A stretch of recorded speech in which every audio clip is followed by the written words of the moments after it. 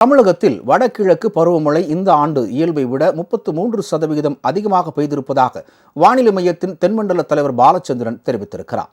இந்த ஆண்டு இதுவரை தமிழகத்தில் பெய்த மழையளவு குறித்து செய்தியாளர்களிடம் விவரித்த அவர், தென்மேற்கு பருவமழை இயல்பை விட 15%, வடகிழக்கு பருவமழை 33% அதிகம் பெய்திருப்பதாக கூறினார். கடந்த ஆண்டை விட இந்த ஆண்டு வடகிழக்கு பருவமழை 27% அதிகம் என்றும் குறிப்பிட்டார்.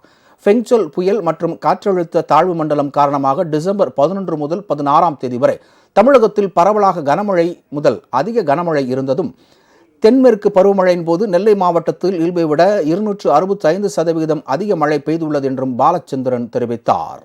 மொத்தமாக சீசனில் பார்க்கும் பொழுது அக்டோபர் முதல் டிசம்பர் வரை காலகட்டத்தில் 33% அதிகம்.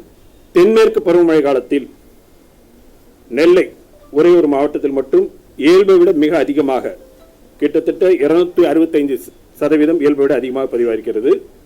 16 மாவட்டங்களில் இயல்பை விட அதிகமாகவும், 17 மாவட்டங்களில் இயல்பை ஒட்டியும், 6 மாவட்டங்களில் இயல்பை விட குறைவாகவும் பதிவாகியிருக்கிறது. வடகிழக்கு பருவமழை காலத்தில் 6 மாவட்டங்கள் நெல்லை, சேலம், தருமபுரி, கிருஷ்ணகிரி, திருப்பத்தூர், விழுப்புரம் ஆகிய மாவட்டங்களில் இயல்பை விட மிக அதிகமாகவும், 23 மாவட்டங்களில் இயல்பை விட அதிகமாகவும், 11 மாவட்டங்களில் இயல்பாகவும் மழை பதிவாகியிருக்கிறது. தமிழகத்தில் வரும் 7ஆம் தேதி முதல் மீண்டும் மழைக்கு வாய்ப்பு உள்ளதாக குறிப்பிட்ட பாலச்சந்திரன், வடகிழக்கு பருவமழை எப்போது விடைபெறும் என்பது பொங்கல் பண்டிகைக்கு பிறகே தெரிய வரும் என்றார்.